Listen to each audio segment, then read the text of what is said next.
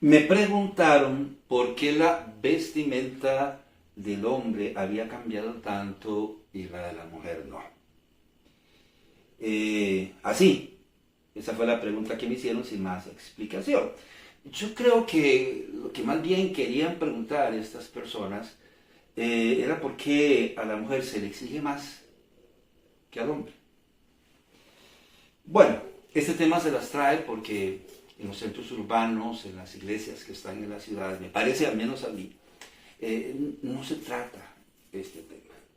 Sin embargo, vamos a darle un espacio y a procurar establecer algunos principios que puedan ayudarnos a determinar cómo debemos vestir nosotros los creyentes. Pregunta: ¿cómo se vestía la gente en la Biblia? Por ejemplo, los levitas, que eran los servidores del tabernáculo. Recuerda aquella tienda portátil en el desierto durante el Éxodo. O en el templo, posteriormente cuando Salomón lo construyó. ¿Cómo se vestían los levitas?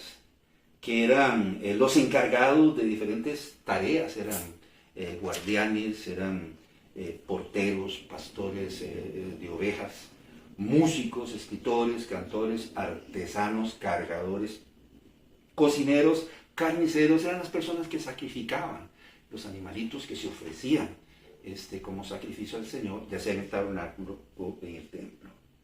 Pues bien, para desempeñar esas tareas, los levitas se vestían con una túnica de lino fino, dice la palabra de Dios. Probablemente sin mangas o unas mangas muy cortas, a la altura de las rodillas o las pantorrillas, sujetos o ceñidos al cuerpo por un cinto del mismo material. Creo que es Juan en el libro de Apocalipsis que nos dice que el lino fino era blanco.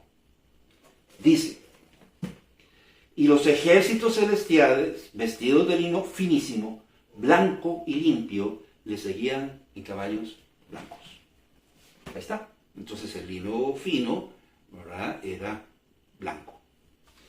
Pues bien, con respecto a si usaban sandalias o no, esto es muy interesante porque la palabra de Dios no dice nada de que ellos usaran algún tipo de calzado.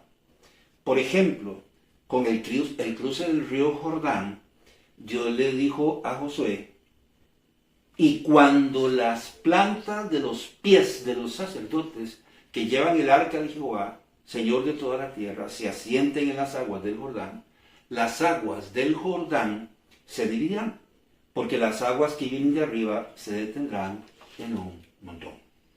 Claramente dice: cuando las plantas de los pies de los sacerdotes se asienten en las aguas. No dice los pies, o no dice las sandalias, sino las plantas de los pies, lo que podría suponer que los levitas no usaban ningún tipo de calzado. La mitra, usaban una mitra sobre su cabeza, una especie de turbante sobre la cabeza con una diadema de oro que decía santidad a Jehová. Bajo la túnica, ¿verdad?, tenían que usar calzoncillos, so pena de muerte.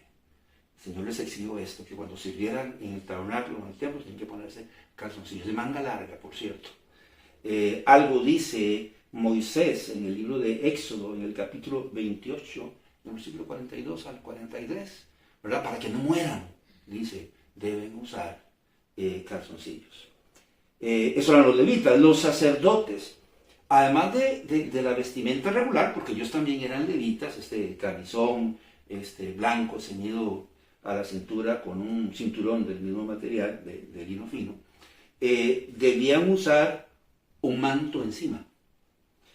Un manto que iba sobre la túnica blanca, era todo de azul, probablemente sin mangas. Y encima de ese manto azul tenían que todavía ponerse algo que se llamaba el efod.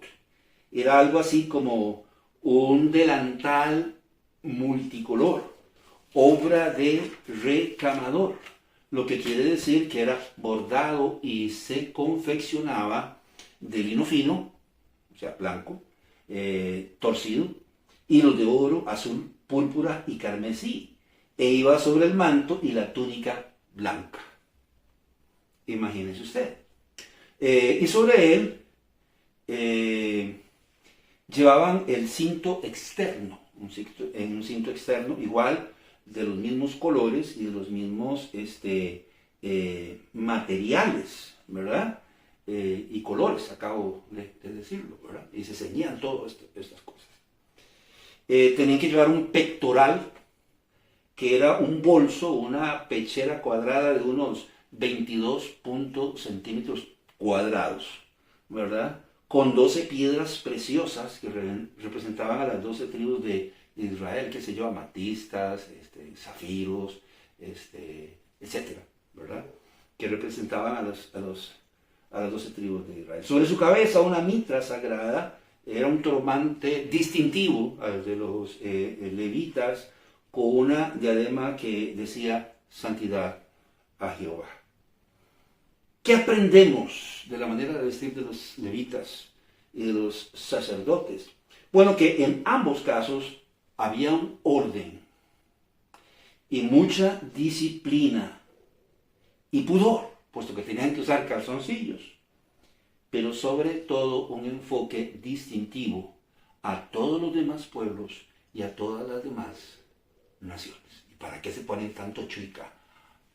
Primero el manto, la túnica, el efod, la mitra, y para qué y calzoncillos en el desierto. Había un elemento definitivamente distintivo.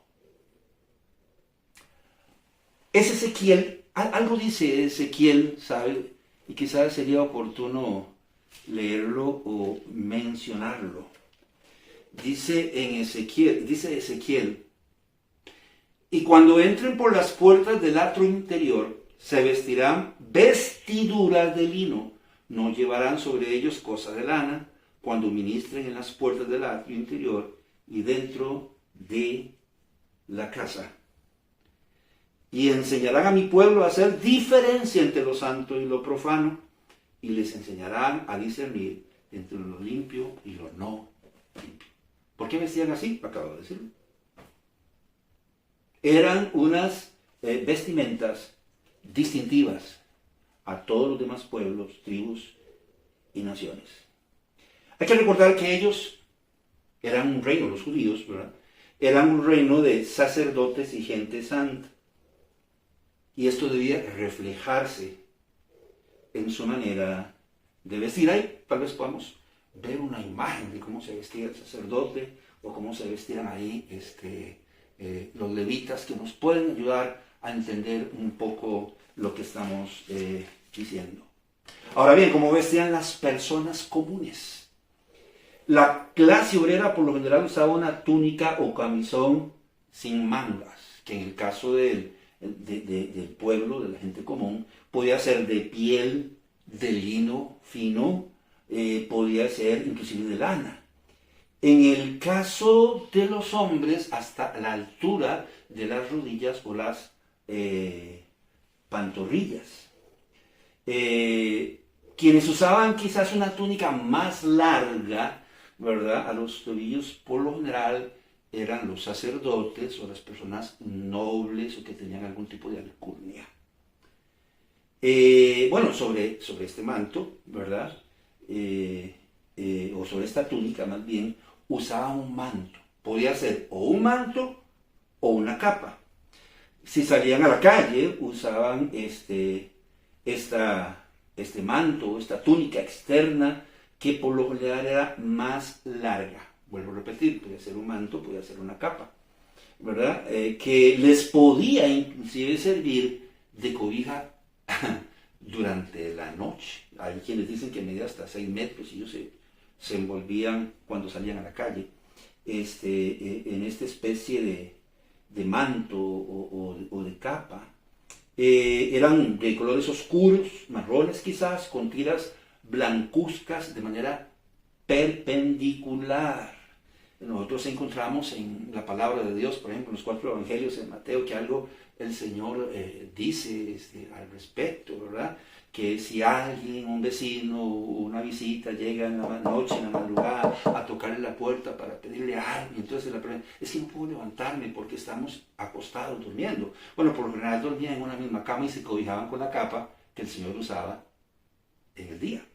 De hecho, había una ley que si usted debía algo a alguien, porque había pedido algo prestado, dinero, mientras usted no pagara, el que sería el prestamista, la persona, el acreedor, gracias, entonces venía y le decía, deme la capa.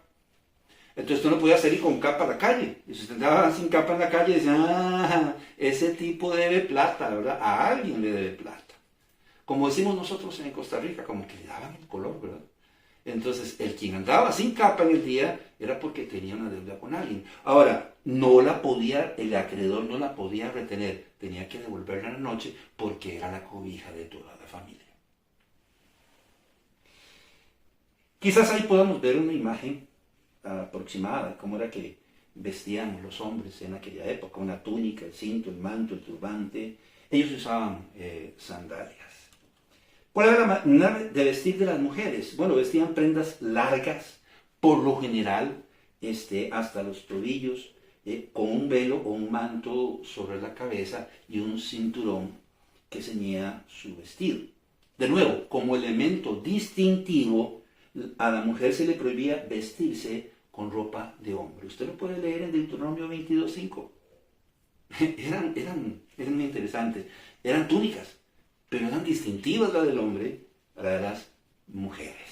Decía mi esposa que inclusive las mujeres casadas usaban como una cadena aquí con 10 monedas. ¿Recuerdan la parábola de la moneda perdida?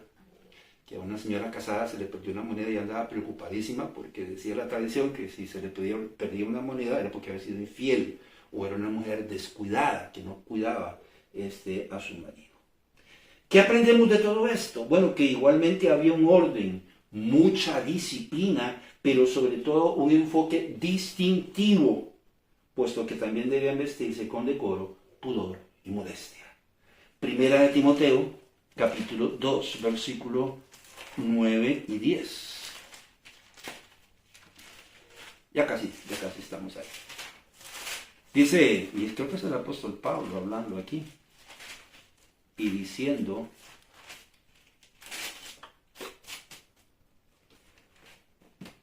asimismo que las mujeres se atavíen de ropa decorosa, con pudor y modestia, no con peinado ostentoso, ni oro, ni perlas, ni vestidos costosos, sino con buenas obras, como corresponde a mujeres que profesan piedad. La palabra decoro viene del griego euschemón, que quiere decir noble, decente, distinguido o distinguida, que decora, que complementa, en este caso, la belleza y femineidad de la mujer. No que la exalta, sino que la complementa. La palabra pudor viene del griego aidos, que se usa para referirse a las partes púdicas. Por lo tanto, tiene que ver con recato, modestia, decencia y reverencia. O sea, tiene que ver con no mostrar o exhibir las partes púdicas, qué sé yo, los senos, el escote, los muslos, las nalgas, que obviamente no son externas, pero a veces se ciñe tanto una pieza al cuerpo que es como si las estuvieran exhibiendo, etc. Restringiendo el uso, aparentemente, de ropa ajustada, corta, escotada o reveladora. La palabra modestia, por su parte, viene del griego sophrosune, que quiere decir cordura, sobriedad, moderación, prudencia, o bien sea con dominio propio, que no hace ostentación de su posición, de sus atributos o de sus posesiones. lo mismo es aplicable tanto al hombre como a la mujer. ¿Qué dice aquí la palabra de Dios en 1 Timoteo en el capítulo 3, en el versículo 2? Escuche. Pero es necesario que el obispo sea irreprensible, marido de una sola mujer, sobrio, prudente. ¿Cuál es la palabra que se usa aquí? Pudor. Modestia. Bueno, está diciendo, pero es necesario que el obispo sea irreprensible, marido de una sola mujer, sobrio, prudente, decoroso, hospedador, apto para enseñar. Es muy interesante como el apóstol Pedro también dijo: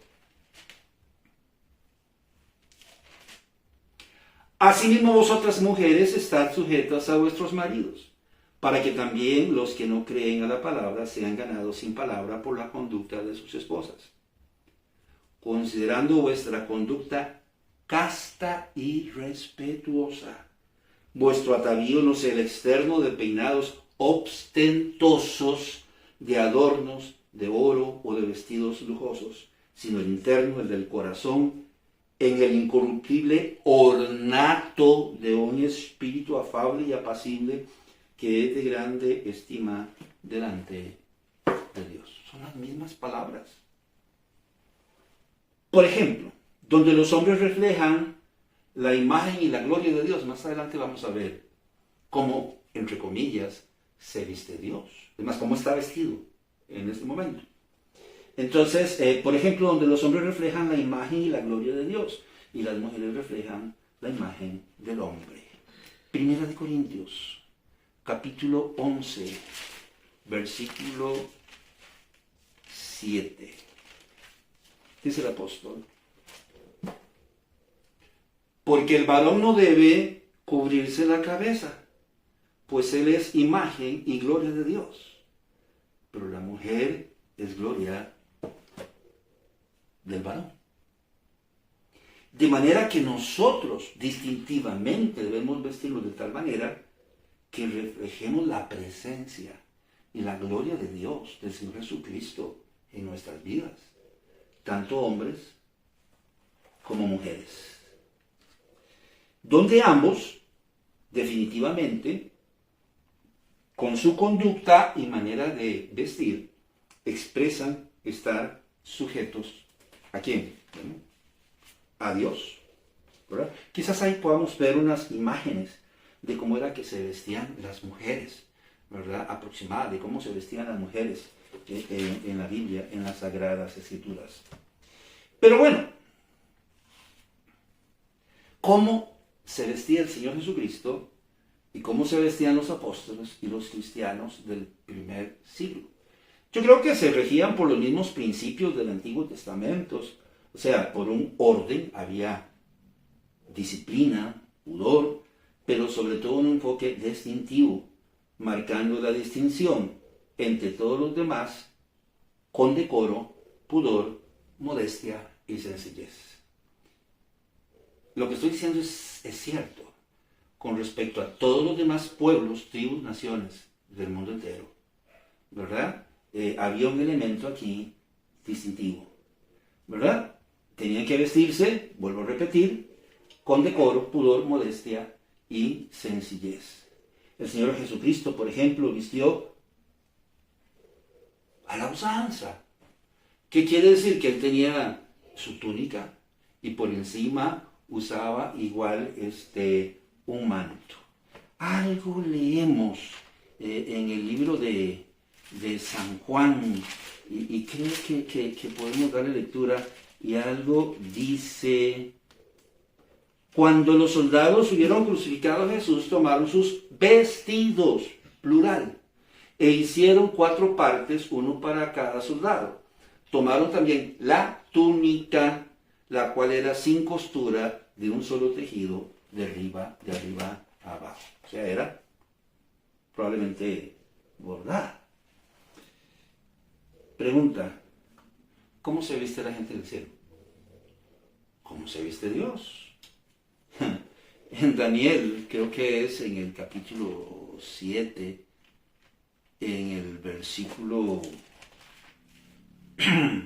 9, dice el profeta: estuve mirando hasta que fueron puestos tronos, y se sentó un anciano de días, cuyo vestido era blanco como la nieve, y el pelo de su cabeza como lana limpia, y su trono llama de fuego, y las ruedas del mismo fuego ardiente.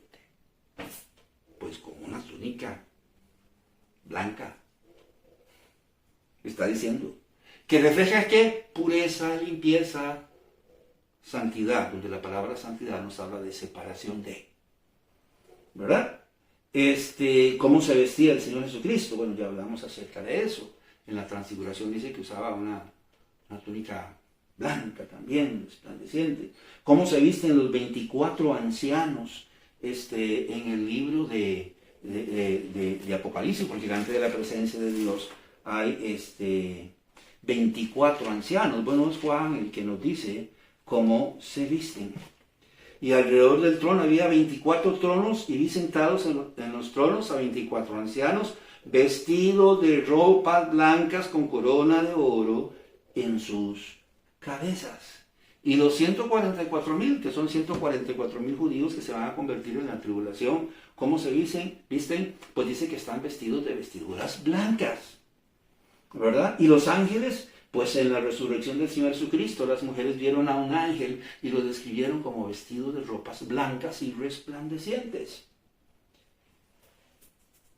¿Cómo se vestirán los creyentes un día en el reino de los cielos? Bueno, la palabra de Dios dice que de 3 formas.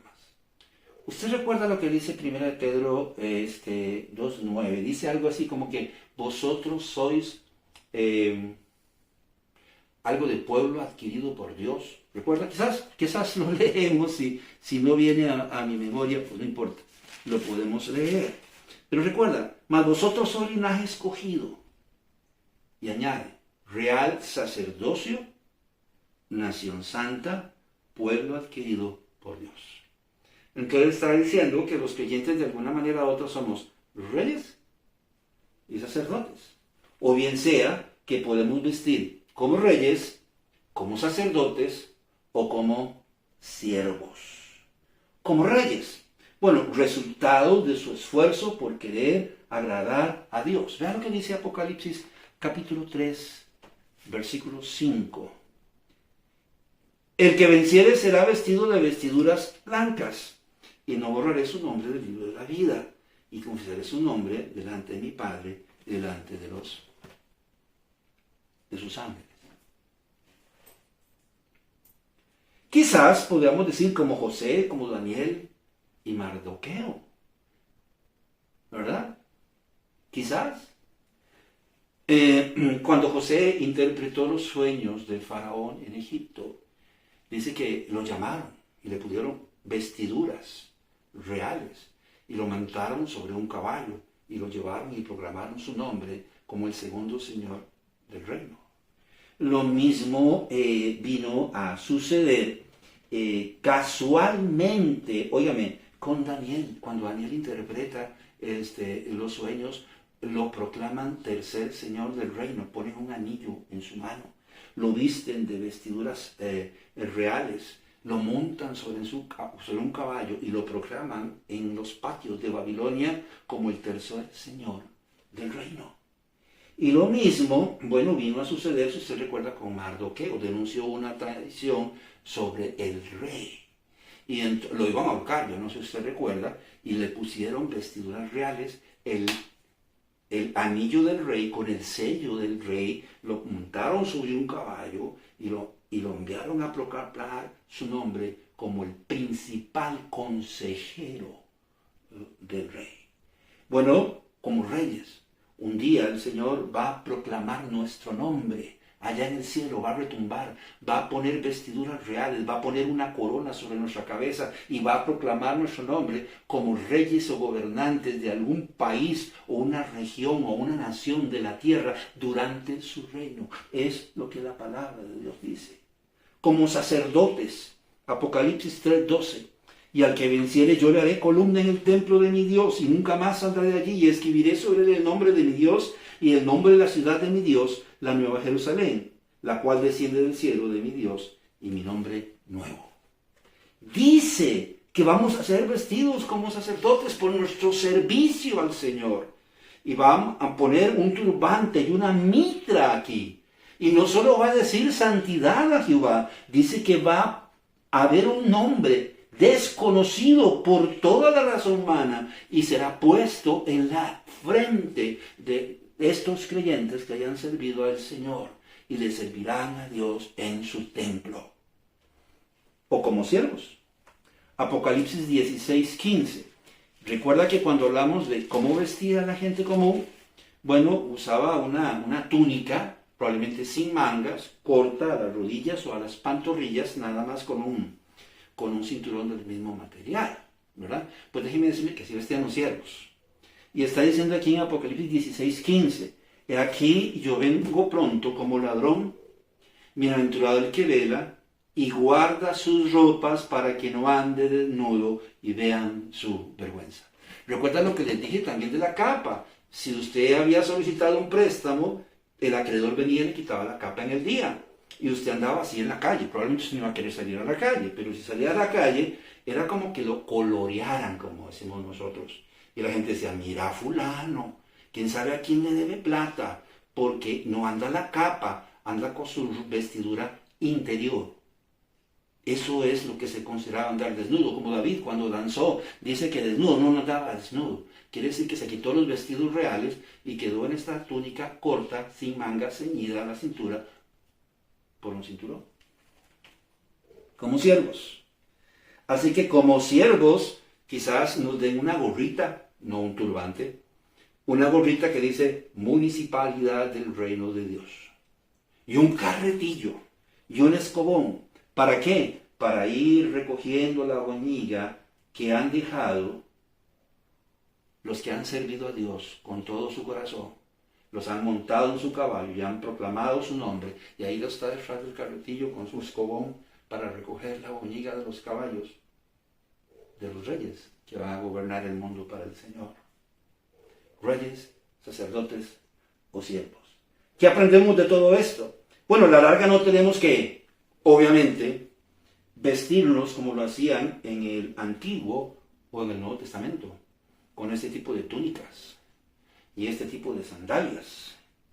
Pero sí debemos vestirnos con orden, con disciplina, marcando una diferencia entre nosotros y los incrédulos, con decoro, con pudor, con recato, modestia, decencia, reverencia y sencillez, pero sobre todo con un enfoque distintivo, repito, como dignos representantes del Rey de Reyes y Señor de los Señores. A Nabucodonosor se le dijo, Dios ha dicho que tú eres Rey de Reyes. ¿Qué estaba diciendo? Usted es un rey que está sobre todos los reyes de la tierra. Pero de repente, en Daniel 2:47, el mismo Nabucodonosor dice, Daniel, ¿sabes qué? Tu Dios es Dios de dioses y Señor de los reyes de la tierra. Yo soy el Rey de Reyes, pero Dios es Dios de dioses y Él es el Señor de todos los reyes de la tierra. Pues como dignos representantes del Rey de Reyes y Señor de los señores, dice Pablo en 2 de Corintios, en el capítulo 5, en el versículo 20.